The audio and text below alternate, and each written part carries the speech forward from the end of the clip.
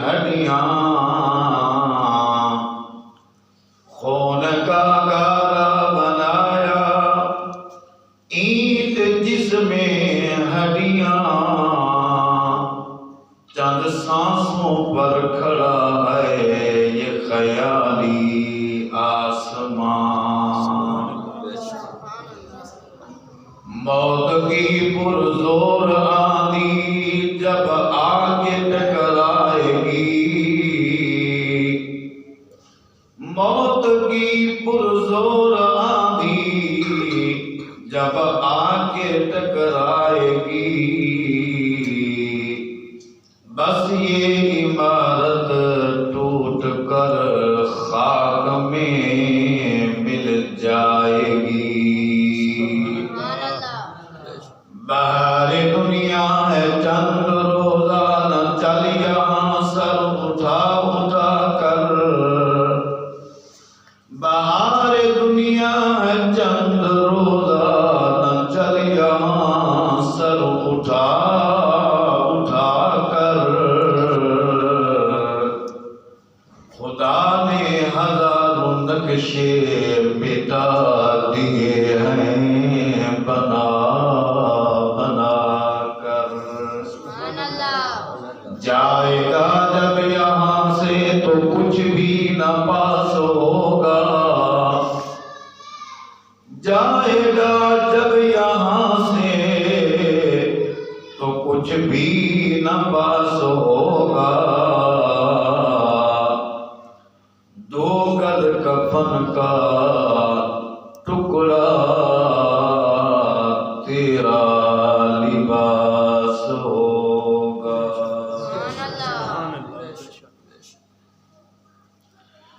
حمد و صلات کے بعد معزز حاضرین بزرگان دین جماعت مسلمین امت بہترین جمعۃ المبارک کے وقت میں مسجد کے اندر آنے والوں اللہ تعالیٰ کا شکر ادا کرو کہ اللہ تعالیٰ نے تمہیں اپنے پاک گھر میں آنے کی توفیق بخشی ہے جس طرح آپ کے علم میں ہے یہ رمضان المبارک کا مہینہ ہے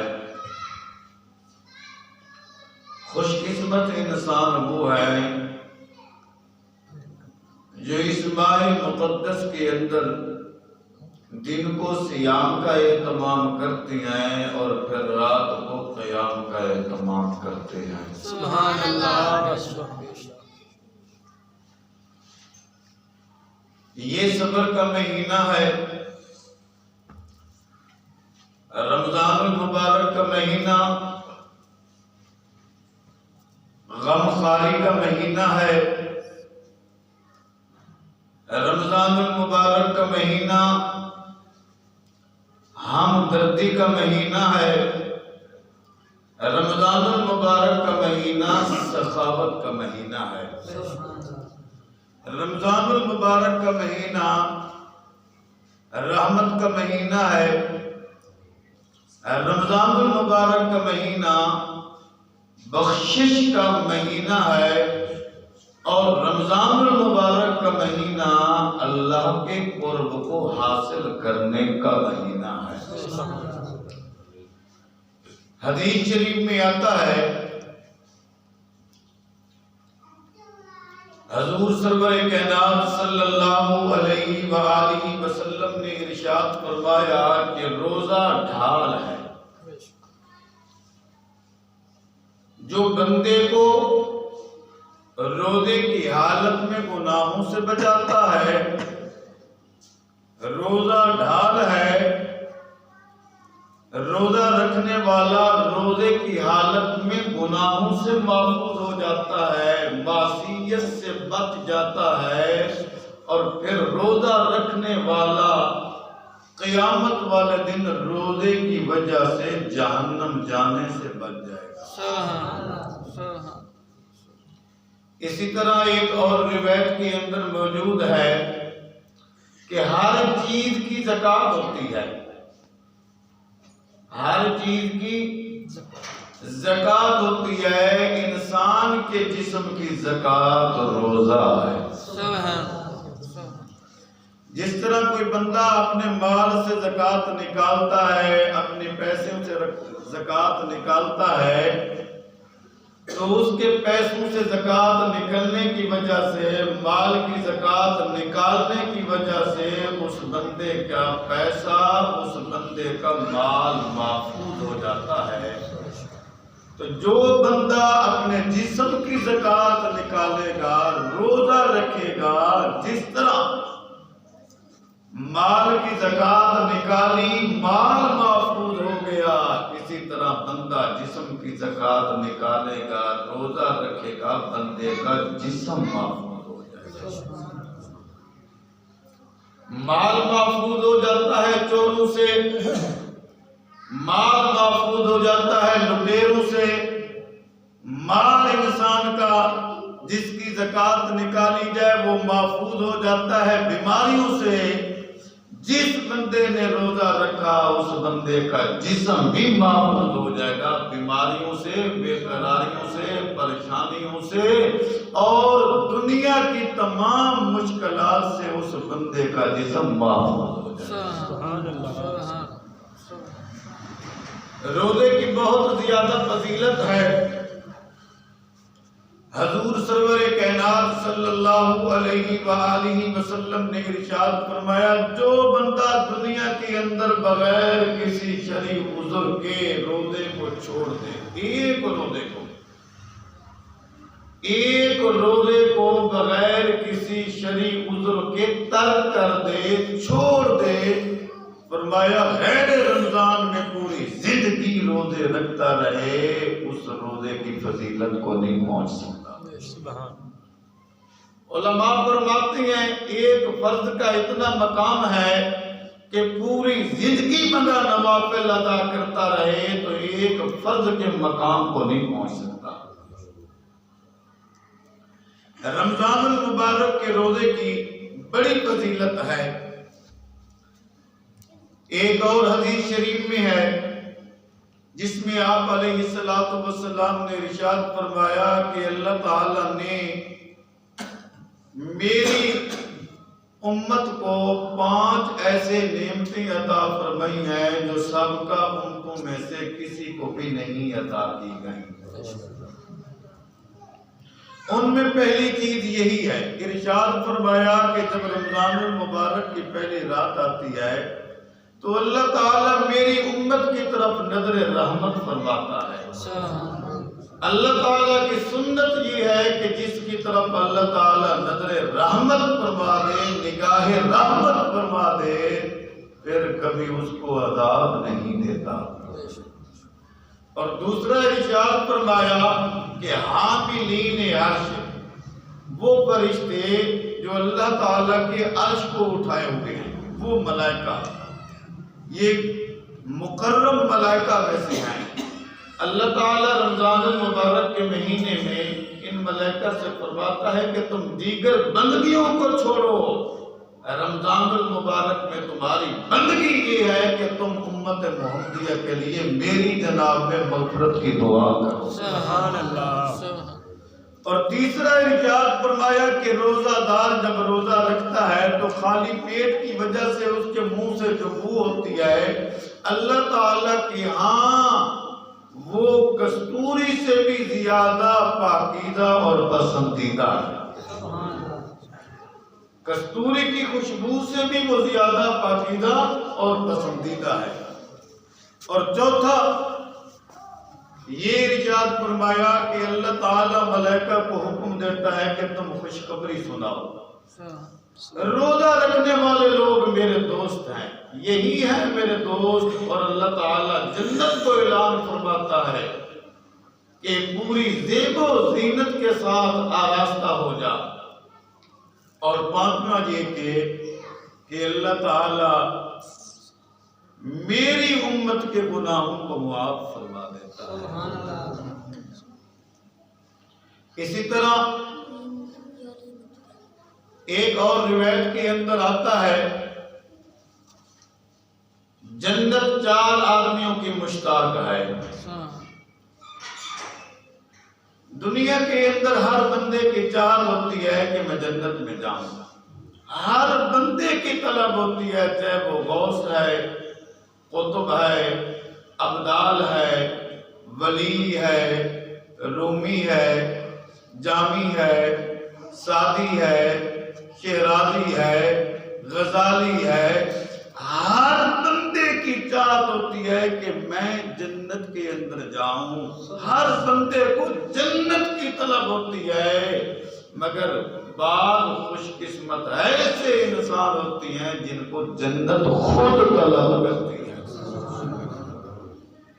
حدیث شریف میں آتا ہے 4 آدمی ایسے ہیں جن کی جنت مشتاق ہے، ان میں پہلا بندہ تلاوت القرآن، قرآن مجید کی تلاوت کرنے والا، قرآن مجید کی تلاوت کرنے والا۔ آپ علیہ السلام خود اس ماہ مقدس کے اندر جبریل امین کے ساتھ دور فرمایا کرتے تھے۔ آپ علیہ السلام نے اپنے آخری رمضان المبارک میں جبریل امین سے 2 مرتبہ دور فرمایا۔ اور پھر یاد رکھیں، میں ایک جملہ کہنے لگا ہوں، اہل علم اس جملے کو سمجھیں گے۔ تورات کتاب اللہ ہے، انجیل کتاب اللہ ہے، زبور کتاب اللہ ہے، قرآن مجید کلام اللہ ہے۔ وہ ساری کتابیں کتاب اللہ ہیں، قرآن مجید کلام اللہ ہے۔ فرق ہے کتاب اللہ اور کلام اللہ میں۔ تو قرآن مجید جو کثرت کے ساتھ تلاوت کرے، میں نے پہلے بھی یہ حدیث سنائی ہے کہ ان میں سب سے پہلا آدمی وہ ہے کہ جس کو جنت چاہتی ہے، قرآن مجید کی تلاوت کرنے والا۔ ایک دور تھا کہ مدارس کے اندر یہ شرط لگائی جاتی تھی کہ اس بچے کو داخلہ ملے گا مدرسے کے اندر جو قرآن مجید حفظ کر کے آئے گا۔ جس نے آگے کتابیں پڑھنی تھی، درس نظامی کرنا ہوتا تھا۔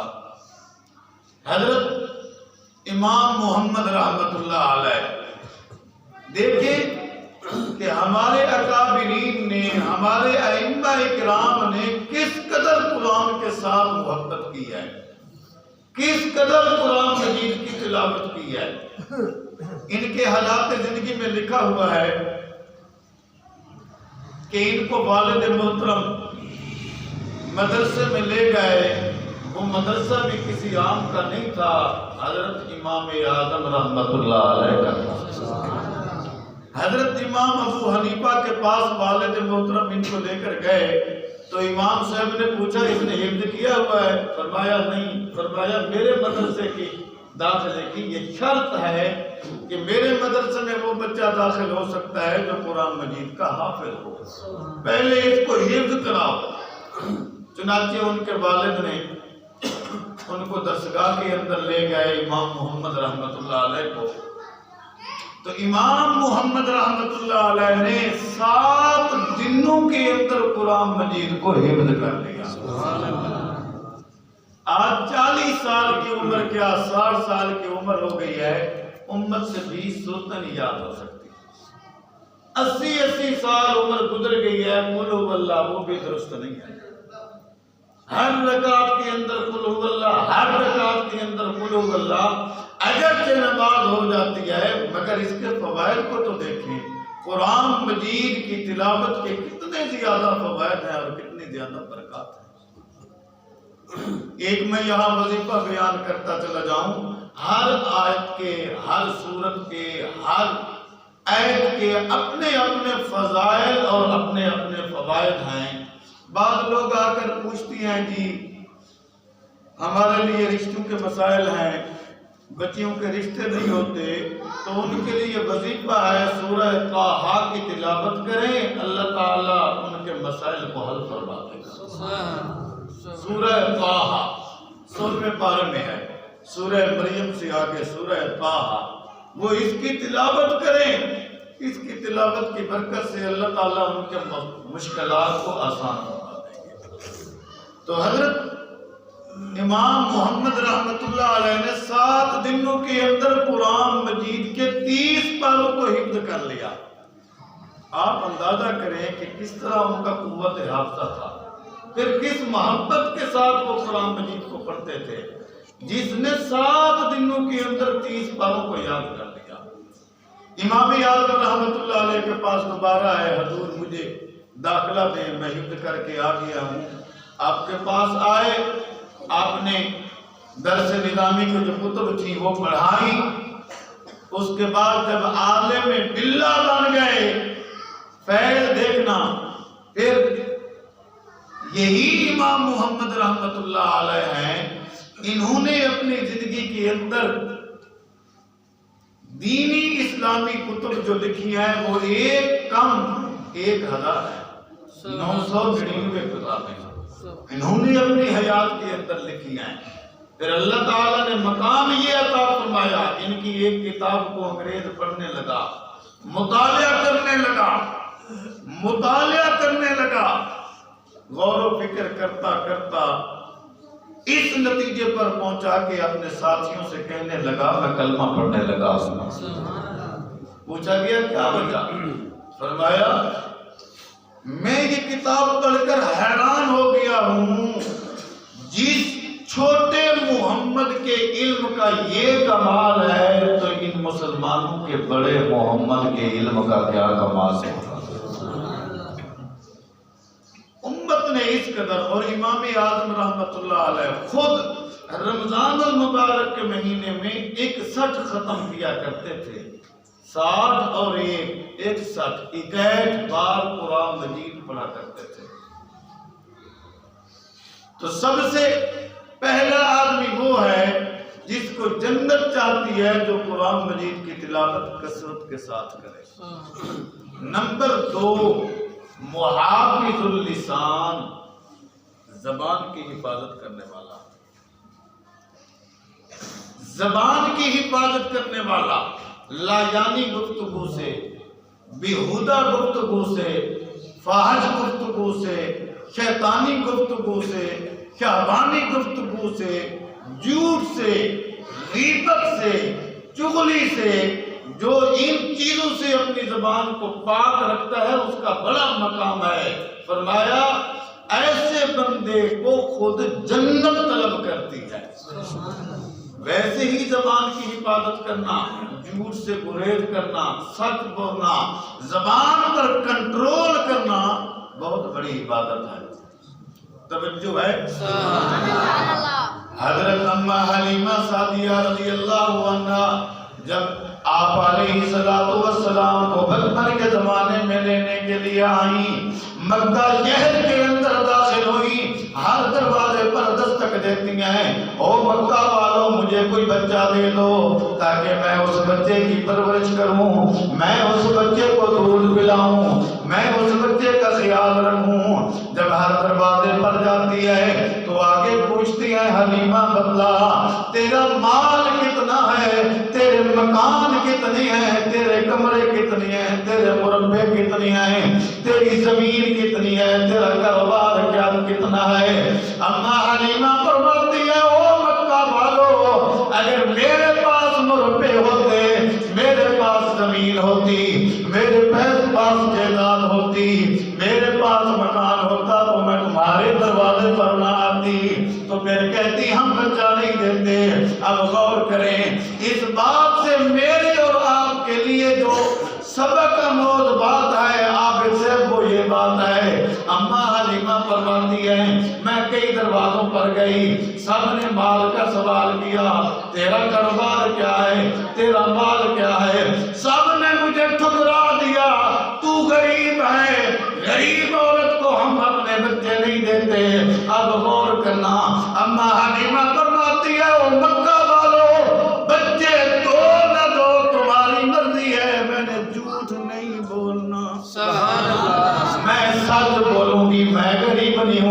جب اماں حلیمہ نے سچ کو تھام لیا، صداقت کو بلند کیا، عرش والے نے اعلان فرمایا حلیمہ صداقت کے علم کو تو نے بلند کیا ہے، اب سچوں کا امام تمہاری گود میں تمہیں ادا کر سکتا۔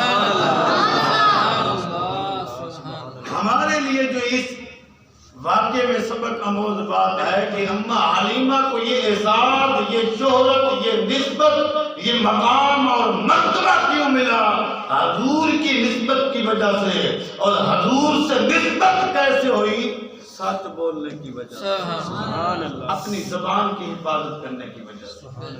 محافظ اللسان، فرمایا دوسرا بندہ وہ ہے جو اپنی زبان کی حفاظت کرتا ہے، اور روزے دار کو اس کی تاکید کی گئی ہے کہ روزے کی حالت میں اگر کوئی بندہ روزے دار کے ساتھ جھگڑا کرے، گالی گلوچ نکالے، لڑائی جھگڑا کرے، تو حکم دیا گیا ہے کہ روزہ دار جواباً اس سے لڑائی جھگڑا نہ کرے، بلکہ کہے میں روزہ دار ہوں، میں روزہ دار ہوں، تو میرے ساتھ لڑائی کر رہا ہے، جھگڑا کر رہا ہے، گالیاں نکال رہا ہے، میں روزے سے ہوں، میں تمہاری باتوں کا جواب نہیں دے سکتا۔ اور دوسری روایت کے اندر آتا ہے بہت سے شب بیدار ایسے ہیں اور بہت سے روزہ دار ایسے ہیں جن کو سوائے بھوک اور پیاس کے کچھ حاصل نہیں ہوتا۔ روزہ رکھ کے غیبت کرتی ہیں، روزہ رکھ کے جھوٹ بولتی ہیں، روزہ رکھ کے اپنی نگاہوں کی حفاظت نہیں کرتے، اپنی زبان کی حفاظت نہیں کرتے، اپنے کانوں کی حفاظت نہیں کرتے۔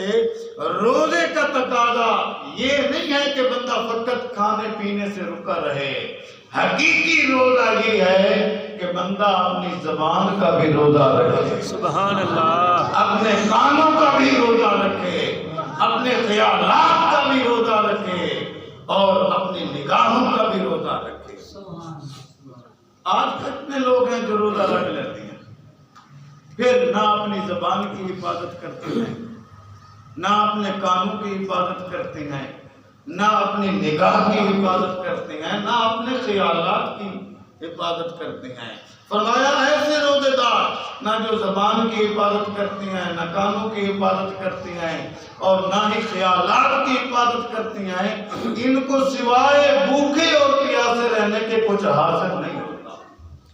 روزے کی اصل روح تب حاصل ہوتی ہے کہ تمام اعضاء کا روزہ ہو، ہاتھ کا بھی روزہ ہو اور پاؤں کا بھی روزہ ہو، ہاتھ کسی پر ظلم نہ کرے اور پاؤں معصیت کی طرف چل کر نہ جائے، ہر چیز کا روزہ۔ حدیث یاد ہے، جنت 4 آدمی کو مشتاق ہے، پہلا تلاوت قرآن، دوسرا محافظ اللسان، زبان پر گفتگو ہو رہی ہے کہ زبان کی محافظت کرنے والا، زبان کی حفاظت کرنے والا۔ حدیث شریف میں آتا ہے کہ آپ علیہ السلام کی بارگاہ اقدس کے اندر ایک عورت کا ذکر ہوا، عرض کی گئی یا رسول اللہ فلاں عورت جو ہے قرآن بڑا تلاوت کرتی ہے، صوم و صلات کی پابند ہے، توجہ میری طرف، یا رسول اللہ صدقات و خیرات کا اہتمام بہت زیادہ کرتی ہے، نفلی روزے رکھتی ہے، مگر زبان کی حفاظت نہیں کرتی، زبان کی حفاظت۔ تو آپ علیہ السلام نے فرمایا ہی فی النار، یہ عورت دوزخی ہے۔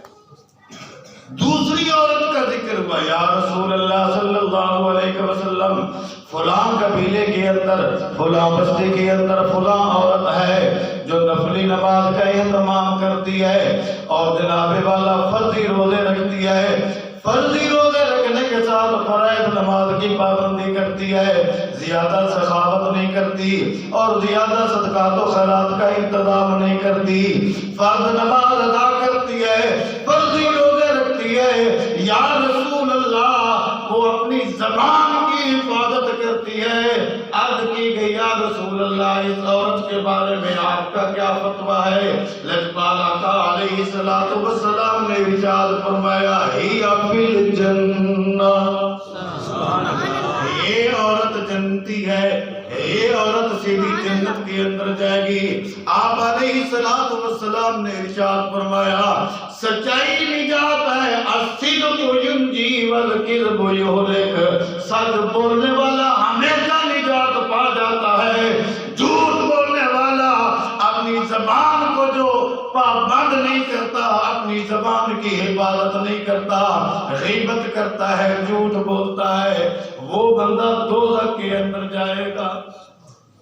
آج دیکھ لیں، اسی معاشرے کے اندر دیکھ لیں، اپنی سیاسی معاملات کو دیکھ لیں، سب سیاسی اب جکڑے ہو گئے ہیں اپنے زبان کے کرتوتوں کی وجہ سے۔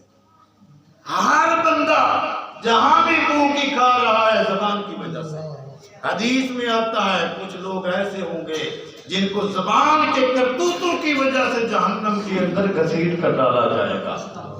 تو زبان کی حفاظت پھر روزے کے ساتھ مزید دیکھیں، روزہ دار کھانے سے رکا رہتا ہے، پینے سے رکا رہتا ہے، اور جناب والا جو حلال چیزیں تھیں، پانی حلال تھا اس سے اس نے گریز کیا، کھانا حلال تھا اس نے اس سے گریز کیا، پرہیز کیا، اس سے رک گیا۔ غیبت پہلے سے حرام ہے، جھوٹ پہلے سے حرام ہے، چغل خوری پہلے سے حرام ہے، حلال چیزوں کو روزے کی حالت میں اس نے چھوڑ دیا ہے، حرام کو روزے کی حالت میں بھی اپنا رہا ہے۔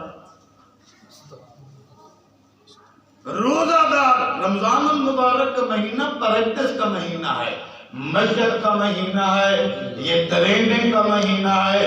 جس طرح کوئی فوجی فوج کے اندر بھرتی ہوتا ہے، پھر اس فوجی کو 1 سال یا 6 مہینے ٹریننگ کرائی جاتی ہے، پریکٹس کرائی جاتی ہے، مشق کرائی جاتی ہے۔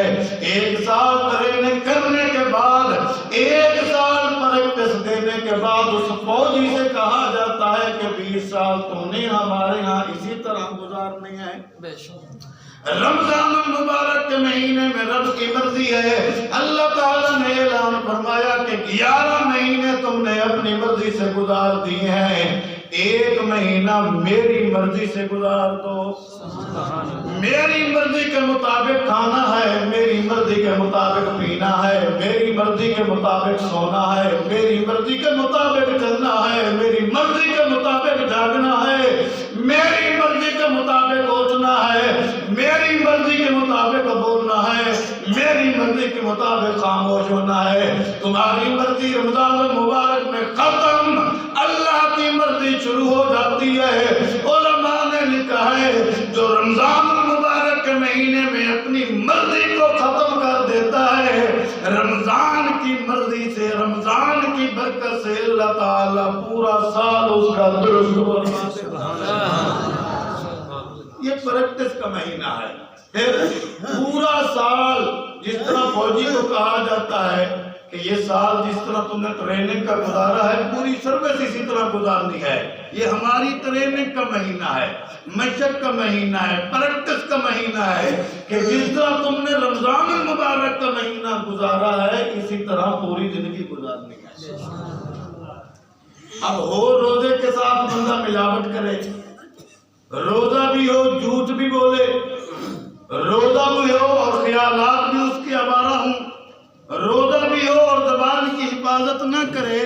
میں اس لیے ان چیزوں پر زیادہ زور دے رہا ہوں، ان چیزوں کی کمی ہے، ان چیزوں کی ضرورت ہے، ان کو سٹیج پر نہیں بیان کیا جاتا۔ روزے تو سب رکھ لیتے ہیں، مگر شام تک کس کا روزہ اللہ کی بارگاہ میں قبول ہوتا ہے اور کس کا مردود ہوتا ہے؟ کون روزوں کے آداب کو پورا کرتا ہے؟ کون روزے کے تقاضے کے مطابق روزے کو رکھتا ہے؟ تو یہ پریکٹس کا مہینہ ہے، غمخواری کا مہینہ ہے، صبر کا مہینہ ہے۔ جس طرح ہم نے رمضان المبارک کا مہینہ گزارنا ہے، پھر ویسے پوری زندگی گزارنی ہے۔ یہ تو آپ کا ہی اس لیے ہے۔ تو فرمایا دوسرا بندہ وہ ہے جس کی جنت مشتاق ہے، جو اپنی زبان کی حفاظت کرتا ہے۔